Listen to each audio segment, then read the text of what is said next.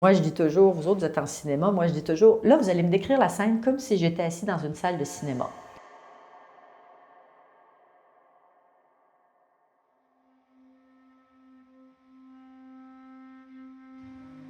C'était un homme très charmant, avec beaucoup de charisme, très intelligent aussi, quelqu'un qui semblait avoir une belle personnalité. En tout cas, c'est ce que j'avais détecté à cette époque-là.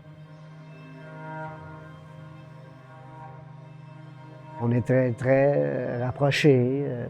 J'étais très attentif à ses demandes à elle, puis ça allait bien. Je voulais être une maman assez rapidement. Il me mettait beaucoup de pression, par contre, dans le délai de temps pour être enceinte. À l'époque, il me disait avant que j'aie tel âge, il faut que tu tombes enceinte, sinon ça va être trop tard. Donc là, moi, c'était comme, OK, mais il faut que je me dépêche, parce que ma chance va être ratée.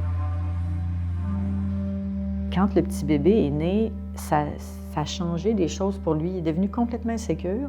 Puis, mettons, madame mettait le petit bébé entre eux deux dans le lit. Puis monsieur me disait, je suis plus capable de rester là, je me sens pas bien.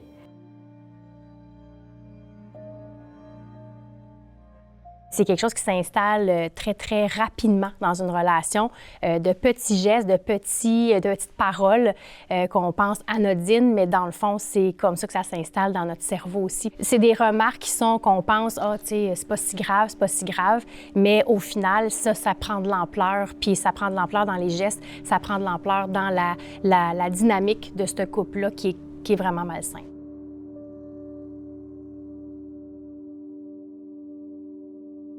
Pour ces hommes-là, le problème, c'est qu'ils le gardent à l'intérieur d'eux, puis ils vont accumuler plusieurs petites déceptions.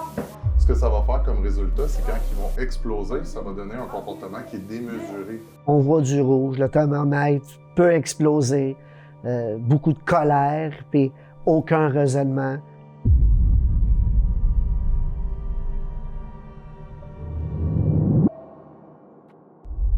Si quelqu'un consomme de l'alcool, perd son emploi, a des tendances un peu dépressives, parle fort, claque les portes, donne des coups de poing sur une table. Tu sais, c'est toutes des choses que, même si ça arrive quelques fois, ça peut donner un indice à l'autre de « Oh, palaille ». Elle a pris une vidéo de moi sous devant les enfants. Je pense pas que c'était rien de dramatique, mais sur le coup, sur l'influence, je me suis projeté vers le téléphone et on a eu une bataille avec le téléphone où elle a pris possession du téléphone, mais en faisant possession du téléphone, elle s'est égraffignée le cou. On serre le bras, on pousse, lancer des objets aussi, arracher des téléphones. Le mois ou 2 mois avant, c'était la même chose. Elle m'avait filmé sous. Puis j'ai pété une coche, puis j'ai pris son téléphone, puis je l'ai carrément détruit. Certains gains que ça apporte d'utiliser de la violence. C'est pas des bons gains, mais ces hommes-là, des fois, vont avoir l'impression « Ah, ben j'ai eu raison » ou « J'ai gagné l'argument avec mon partenaire ». J'ai appris ça à option, l'harcèlement psychologique. Donc oui, je pointais le doigt beaucoup à elle. C'était sa faute à elle si les choses ne fonctionnaient pas. Même si on le confronte, il n'est pas dans la conscience de ce qu'il fait. Pour lui, c'est correct. Cet homme-là qui a partagé ma vie pendant 9 ans, lui, tout le monde était wrong, sauf lui. Quand tout le monde alentour de toi est dans le champ, sauf toi, là, il y a un flag qui se lève, là. La personne n'est pas violente 24 heures sur 24. Puis ce qui fait que c'est difficile de laisser une personne aussi qui a ce genre d'attitude-là, c'est que la personne aussi, elle a des bons moments. L'homme charmant, séduisant, des cadeaux, la belle soirée, le bain avec les chandelles, tu sais, je donne un exemple, mais c'était complètement comme la lune de miel du début, là.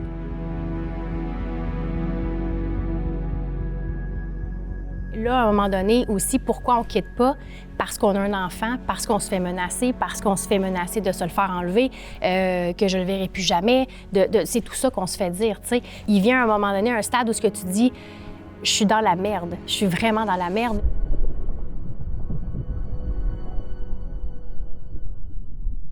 mes besoins, les besoins des enfants n'étaient nullement importants dans l'histoire tant que lui, il n'était pas priorisé, là. Il y a eu des événements où je regrette énormément parce que je ne me suis pas comporté comme un père aurait dû se comporter envers eux.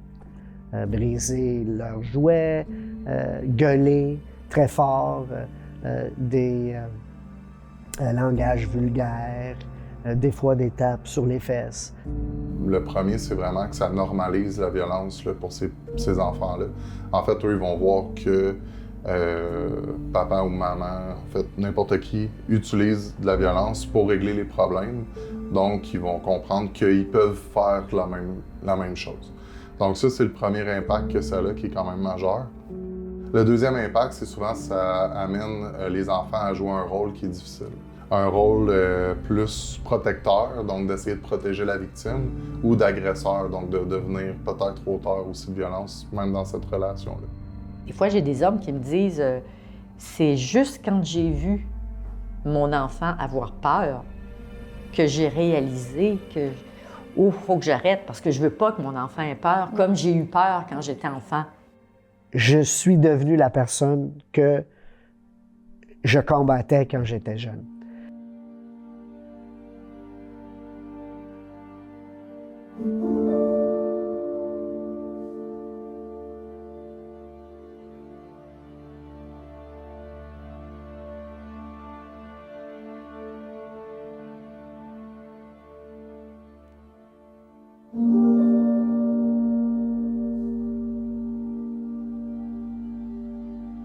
La majorité des gens qui viennent nous voir, mettons 75 %, sont des gens qui ont été arrêtés par la police ou encore que leur conjointe leur a dit « c'est fini, moi je ne peux plus endurer ça » ou « il faut que tu ailles consulter pour qu'on continue notre vie ensemble ».